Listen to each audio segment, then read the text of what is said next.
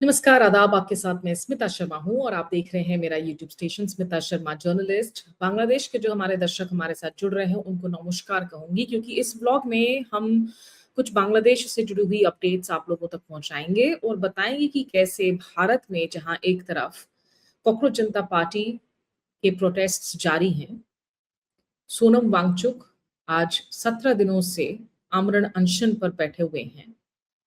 शिक्षा मंत्री धर्मेंद्र प्रधान के इस्तीफे की मांग को लेकर, ताकि शिक्षा प्रणालियों में सुधार हो सके, पेपर लीक्स पर रोक लग सके, कम से कम एक संदेशा जाए कि जो लोग भारत के युवाओं के साथ, छात्रों के भविष्य के साथ खिलवाड़ कर रहे हैं, उनकी जवाबदेही तय होगी। सरकार है कि टस से मस नहीं हो रही। लेकिन ऐसे ही कुछ छात्रों की आवाज आज बांग्लादेश में भी सुनाई दी। वो विजुअल्स आपको दिखाते हैं हम। बांग्लादेश से खबर आ रही थी कि किस तरीके से जो स्टूडेंट्स हैं, वो चाह रहे हैं कि उनकी जो एचएससी एग्ज़ाम्स इस वक़्त चल रही हैं, उसको पोस्टपोन कर दिया जाए।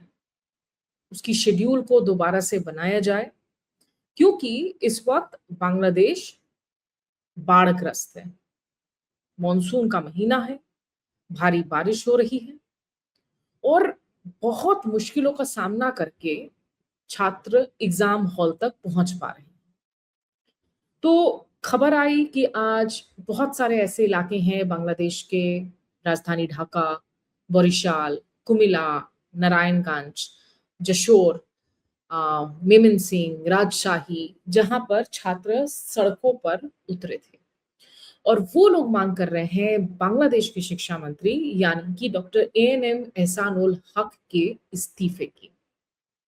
उनका कहना है कि आप बोर्ड एग्जाम्स को एक ऐसे वक्त में करवा रहे हैं जब आपको पता है कि मॉनसून से हालात खराब हैं, स्टूडेंट्स को बहुत चुनौतियों का सामना करना पड़ रहा है, जगह-जगह जल भराव हो रखा है। बच्चे जो अखबारों को इंटरव्यूज़ दे रहे हैं, जैसे डेली स्टार को, उसमें उन्होंने कहा कि कुछ सेंटर्स तक पहुँचने के लिए उनको बाकायदा नाव का इस्तेमाल करना पड़ा। तो इसलिए गुस्से में आकर आज जो तस्वीरें देखने को मिली, ढाका में स्थानीय समय सुबह 11 बजे वहाँ की जो साइंस लैबोरेटरी इंटरसेक्शन है, उसमें सैकड़ों की तादाद में बच्चे नज़र आए, जिससे कि ट्रैफ़िक वहाँ पर बाधित हुआ। वहाँ सुरक्षा कर्मियों को डिप्लॉय किया गया। बांग्लादेश में आपको याद दिला दें कि इस वक़्त तारिक रहमान की सरकार है, बांग्लादेश नेशनलिस्ट पार्टी के चेयरपर्सन, जो इस साल फरवरी में हुए चुनावों में जीत कर प्रधानमंत्री बने हैं। उनकी माँ स्वर्गीय खालिदा ज़िया, वो पहले प्रधानमंत्री रह चुकी थी। और दिलचस्प है कि जब आज ये छात्र प्रदर्शन कर रहे थे, जो नारे लगाए जा रहे थे, वहाँ की स्थानीय मीडिया के अनुसार उन नारों में कहा जा रहा था, नो पॉलिटिक्स इन एजुकेशन। शिक्षा में राजनीति नहीं और हमें शिक्षा मंत्री के इस्तीफे की ज़रूरत है। छात्र कह रहे हैं कि भई इतना जल भरा हुआ होता है, घुटनों तक पानी होता है, कमर तक पानी होता है, उसी में किसी तरीके से मट्टी, कीचड़, पानी से होते हुए या कभी नाव लेकर हम एग्ज़ामिनेशन सेंटर तक पहुँच रहे हैं। और उनका कहना है कि बहुत सारे ऐसे छात्र हैं जो एग्ज़ामिनेशन सेंटर या तो बहुत देर से पहुँचे या तो पहुँचे ही नहीं। तो ये उनकी किस्मत के साथ जो है खिलवाड़ किया जा रहा है और वो इसीलिए माँग कर रहे हैं अपने शिक्षा मंत्री के इस्तीफे की, क्योंकि उनका कहना है कि ये स्टूडेंट्स की वेलफेयर के लिए काम नहीं कर रहे हैं। हम लोगों को वो लिटरली जो है फार्म चिकन्स कह रहे हैं। तो आपने हमको जो है मुर्गियों टाइप ट्रीटमेंट दे रखा है कि इनको जैसे भी हो गाड़ी में भरकर लेकर जाओ, जैसे भी हो एग्ज़ामिनेशन सेंटर पहुँचा दो। और एक प्रोटेस्टर डेली स्टार को जिन्होंने कहा है कि ये बीएएफ शाहीन कॉलेज से हैं, कि स्टूडेंट्स को क्वेश्चन पेपर में गड़बड़ियों के बावजूद एग्ज़ामिनेशन देने को मजबूर किया जा रहा है। तो मुझे लगा कि इसके बारे में जानकारी आप लोगों को देनी चाहिए। दक्षिण एशिया में पिछले कुछ सालों में हमने देखा है कि कैसे छात्रों आंदोलनों ने राजनीतिक स्वरूप को बदल दिया है। श्रीलंका में आरगलाय मूवमेंट हुआ, वो वहाँ की अर्थव्यवस्था से जुड़ी हुई फ्रस्ट्रेशन को लेकर शुरू हुआ था। और श्रीलंका ने मार झेली थी, पैंडेमिक की, आतंकी हमलों की, उसके बाद कुछ डिसीजंस लिए गए राजपक्सा सरकार में।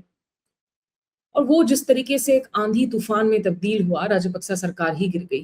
वहाँ चुनाव हुए, आज वहाँ अनुरा कुमार दिसानायके राष्ट्रपति हैं, मार्क्सिस्ट नेता हैं। हमने उन चुनावों को भी कवर किया था, प्रोटेस्ट्स को कवर किया था। नेपाल में तो आपने देखा ही कि जेन-ज़ी मूवमेंट कैसे भड़का, कैसे आग लगी, किस तरीके से वहाँ आखिरकार केपी शर्मा ओली की सरकार गिरी, उनको इस्तीफा देना पड़ा। बालेन शाह वहाँ पर प्रधानमंत्री बनकर आए। एक युवा चेहरा, काठमांडू के मेयर रहे थे, राजनीति से कोई उनका पारिवारिक रिश्ता नहीं है। इंडिपेंडेंट चेहरा बनकर काठमांडू के मेयर पद के लिए लड़े, उसको जीत कर आए। उसके पहले वो रैपर थे, इंजीनियर हैं उनकी पृष्ठभूमि की। और बांग्लादेश में तो खैर जो उथल-पुथल देखने को मिला उसका तो सीधा संपर्क भारत से ही है, क्योंकि वहाँ शेख हसीना का जो तख्ता-पलट किया गया, मॉनसून रिवॉल्यूशन के बाद, युवाओं के मूवमेंट के बाद में, तो शेख हसीना मजबूर हुईं बांग्लादेश छोड़कर। वो आज भी भारत में हैं, हालाँकि भारत से अब वो बयान दे रही हैं कि वो बांग्लादेश वापस जाने की कोशिश करेंगी। तो वहाँ ऑलरेडी इतना गुस्सा उबाल देखने को मिला है। एक अंतरिम सरकार मोहम्मद यूनुस की बनी, जिन्होंने वहाँ पर चुनाव करवाए और इन चुनावों में अवामी लीग और शेख हसीना को चुनाव लड़ने की इजाज़त नहीं दी गई थी। शेख हसीना को फांसी की सज़ा सुनाई गई है वहाँ बांग्लादेश की इंटरनेशनल ट्राइब्यूनल की तरफ से। क्योंकि जिन बच्चों की जान गई थी, युवाओं की जान गई थी, उन प्रोटेस्ट्स के दौरान, उसके लिए। तो अब बांग्लादेश में जो बच्चे वापस से हैं, वो कह रहे हैं कि आप एक सार्वजनिक माफ़ीनामा लिखिए, टीचर्स को भी और स्टूडेंट्स को भी। क्योंकि आपकी तरफ से प्रशासनिक खामियाँ हुई हैं, आपकी तरफ से प्रशासनिक गलतियाँ हुई हैं, इतनी मुश्किलों का सामना करना पड़ रहा है टीचर्स को, स्टूडेंट्स को परीक्षा से केंद्र तक पहुँचने के लिए और ये सही बात नहीं है। वो ये भी कह रहे हैं कि आप बाकी एग्ज़ाम्स को पोस्टपोन कीजिए, ताकि थोड़ी स्थिति में सुधार हो। तो जगह-जगह से जो तस्वीरें आ रही हैं हेवी सिक्योरिटी फोर्सेस की दोपहर में 12 बजे के आस-पास खबर आई कि रामना डिवीज़न में भी जो है एडिशनल डिप्टी कमिश्नर उनको आकर बात करनी पड़ी स्टूडेंट्स के साथ। उन्होंने स्टूडेंट्स को कहा कि एक 5 सदस्य अपना प्रतिनिधिमंडल बना दो, जो हमारे साथ बातचीत करेंगे, रेलेवेंट अथॉरिटीज़ के साथ में। लेकिन स्टूडेंट्स ने कहा कि हम ऐसा नहीं करेंगे, वो मार्च करते रहे ढाका यूनिवर्सिटी तक, फिर उनको रोका गया आगे जाकर। दोपहर के 3 बजे भी जो है काफ़ी ज़्यादा तनाव बढ़ने की खबरें आई, टेंशन फ्लेयर अप हुई। ये खबरें भी आई कि कुछ स्टूडेंट्स ने कुछ पत्थरबाज़ी की है या ब्रिक्स फेंके हैं बिल्डिंग्स पर। और स्टूडेंट्स यहाँ पर एक चिंगारी तो ये है कि भई क्योंकि बाढ़ के बीच में हम परीक्षा देने जा रहे हैं, हमको मुश्किलों का सामना करना पड़ रहा है, लेकिन अब स्टूडेंट्स ये भी कह रहे हैं कि आप एग्ज़ामिनेशन सिस्टम में ही आप सुधार लाइए। आप क्वेश्चन पेपर्स को अननेसेसरीली डिफ़िकल्ट मत कीजिए, उसमें गड़बड़ियाँ मत कीजिए। कुमिल्ला वगैरह में शांतिपूर्ण तरीके से ही जो हैं प्रोटेस्ट्स किए गए। वैसे ही नारायणगंज में भी खबरें आई कि एचएससी के स्टूडेंट्स जो हैं वो प्रोटेस्ट कर रहे हैं। और आज मुझे किसी दोस्त ने जब ये खबर भेजी, वैसे एचएससी तो आपको पता है कि वो हायर सेकेंडरी जो एग्ज़ामिनेशंस हैं, यानी कि क्लास 11 और 12 के बाद में, तो बांग्लादेश में ये 2 इयर्स ऑफ जो हाई स्कूल है उसके बाद की एग्ज़ाम्स हैं, अलग-अलग बोर्ड्स के अलग-अलग एग्ज़ाम हो रहे हैं। जब हमारे एक दोस्त ने हमें ये जानकारी दी कि अ, देखो वहाँ पे प्रोटेस्ट हो रहे हैं, पता है मेरा रिएक्शन क्या था? मैंने कहा कि मुमकिन है शायद वहाँ पर इस्तीफ़ा मंत्री जी दे भी दें या छात्रों की बात सुन भी लें। तारिक रहमान इस वक़्त बहुत संजीदा हैं लोगों की माँगों को लेकर, ख़ास करके छात्रों और युवाओं को लेकर। हमारे यहाँ तो शायद ऐसा कुछ भी ना हो। कॉकरोच जनता पार्टी, जिन्होंने 6 जून को पहले दौर की जो है प्रोटेस्ट्स का आयोजन किया था दिल्ली में जंतर-मंतर पे, उसमें काफ़ी प्रॉब्लम्स हुई थी। उसके बाद फिर वो अलग-अलग शहरों में गए, पुणे, नागपुर लखनऊ, जयपुर, फिर वापस दिल्ली आए। और आज लगभग 1 महीना होने जा रहा है। इस हफ्ते 1 महीना पूरा हो जाएगा इस प्रदर्शन को। 16 दिनों से सोनम वांगचुक, जो इस देश के इतने जाने-माने प्रतिष्ठित शिक्षाविद हैं, इनोवेटर हैं, पर्यावरणविद हैं, लद्दाख में जिनके काम को दुनिया भर में माना जाता है, उनको बुलाया जाता है कॉन्फ्रेंसेस में, अंतर्राष्ट्रीय कॉन्फ्रेंसेस में। लद्दाख में शांतिपूर्ण प्रदर्शन के बाद भी आपने उन पर आसूका लगाया था जब भावनाएं भड़की थी, आगजनी हुई थी। 8 महीने जेल में रहने के बाद भी उनकी प्रतिबद्धता में कोई कमी नहीं है। आज वो लगातार आमरण अनशन पर बैठे हुए हैं। 8.5-9 किलो वजन घट चुका है उस इंसान का, शांतिपूर्ण तरीके से। अभिजीत दिपके, सोनम वांगचुक, आशुतोष रांका, ये बार-बार सवाल उठाया जाना कि भई तुम्हारी क्या आम आदमी पार्टी के साथ लिंक है? तुम टेररिस्ट के टीम बी हो, जिस तरह की भाषा का इस्तेमाल किया गया शिक्षा मंत्री धर्मेंद्र प्रधान की तरफ से या बीजेपी के प्रेसिडेंट नितिन नबीन की तरफ से। क्या गलत मांग कर रही है सीजेपी? शांतिपूर्ण तरीके से प्रदर्शन कर रही है। पेपर लीक्स की बात कर रही है। नीट री एग्जाम्स की वजह से इतने छात्रों की जान चली गई, जो बच्चे आज दुनिया में नहीं हैं, उनके लिए न्याय की आवाज उठाया जा रहा है। आज तमाम जितने भी विपक्षी राजनीतिक दल हैं, लगभग तृणमूल कांग्रेस, सीपीएम, आम आदमी पार्टी, अ, उद्धव ठाकरे, शिवसेना के, इन तमाम लोगों ने अपना समर्थन दे दिया है, किसानों ने समर्थन दिया है। साथ ही एक्टिविस्ट्स हो, मजदूर संघ हो, आज तो थ्री इडियट्स के जो मशहूर कैरेक्टर हैं चतुर रामलिंगम, उन्होंने भी एक संदेशा दिया, वीडियो संदेशा दिया सोनम वांगचुक के समर्थन में, क्योंकि थ्री इडियट्स में आमिर खान ने जिस रोल को अदा किया, जिससे दुनिया भर में उनको इतनी शोहरत हासिल हुई, फुंगसुक बांगड़े, वो किरदार तो दरअसल सोनम वांगचुक पर आधारित है।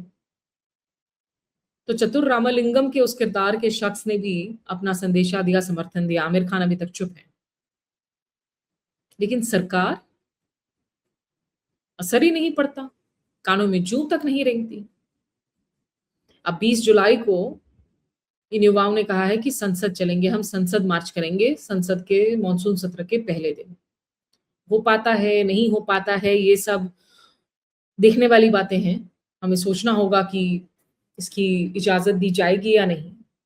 लोगों को कहा गया है कॉकरोच जनता पार्टी की तरफ से कि एक नंबर पर मिस्ड कॉल दीजिए, बताइए कि आप हमें साथ जुड़ेंगे या नहीं। कल मैंने बात की थी विजेता दहिया, सौरभ दास और रत्ना से, जो उनके स्पोक्स पर्सन्स हैं।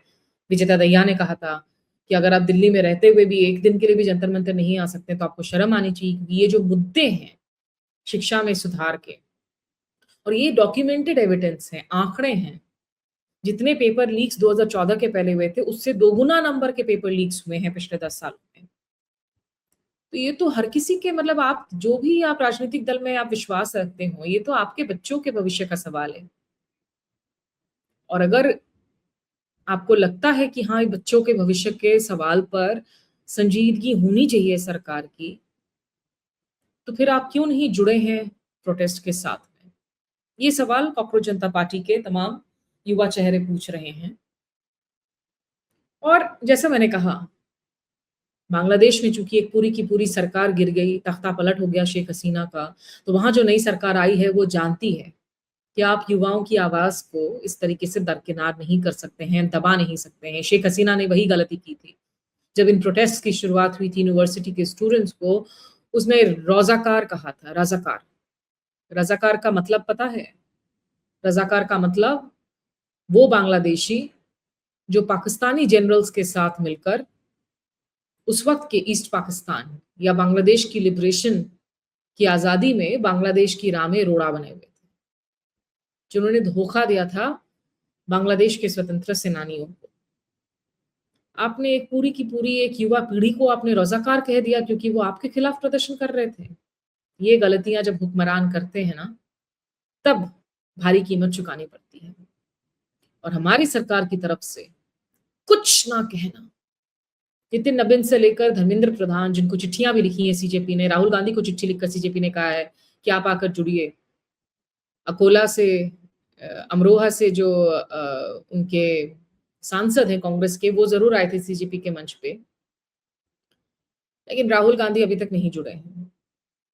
हालांकि कांग्रेस की खुद से जो है बहुत सारी प्रदर्शन रैलियां वगैरह जरूर चल रही है, एनएसयूआई की छात्रों की गूंज मूवमेंट चल रही है, पर सोनम वांगचुक चूंकि आमरण अनशन पर है, क्या आपको लगता है कि कांग्रेस को भी आकर समर्थन पूरी तरह से देना चाहिए?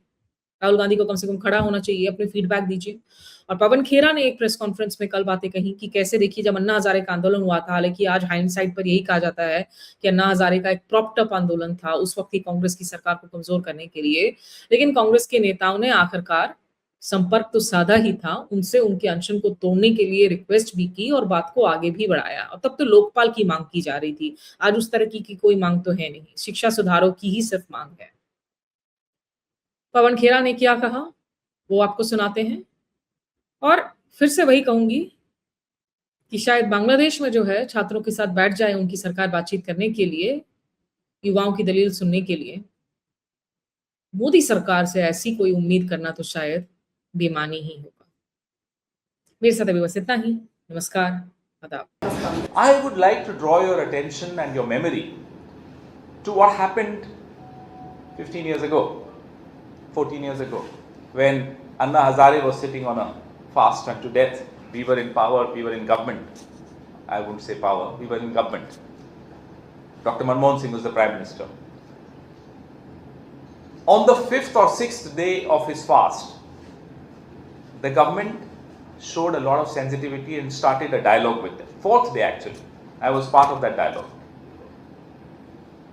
Pranab Mukherjee Sahab, Salman Khurshid ji, a lot of our leaders were directly engaging with the team of Anna Hazare. On the 4th day itself, that's the kind of sensitivity our government had shown. Though we were at the receiving end of all the questions, of all the accusations, of all the demands, and why not? Activists have a right to do that, and it's our duty to listen to them. So as part of our duty, we started engaging with them. Not just engaging with them, we asked them to draft the Jan Lokpal bill. And I remember very clearly on the 10th day of his fast, at night, 11 o'clock, Vilas Raoji Deshmukh, who is no more, went and met him. He was accompanied by me and some other leaders of our party. And the Lokpal bill draft was finalized outside the tent at Ramlila Maidan. Anna Hazare ji, Vilas Raoji Deshmukh and other people of his team. And on the 11th day, his fast ended. Today is the 16th day of Sonam Wangchuk's fast. Have you seen a single representative of the government approaching him? That's the level of insensitivity this government has towards activists. You saw what they did to the farmers. 750 farmers were killed. They died. You've seen what they did to the NEET activists, the youth. Anybody who asks questions to Narendra Modi is an anti-national.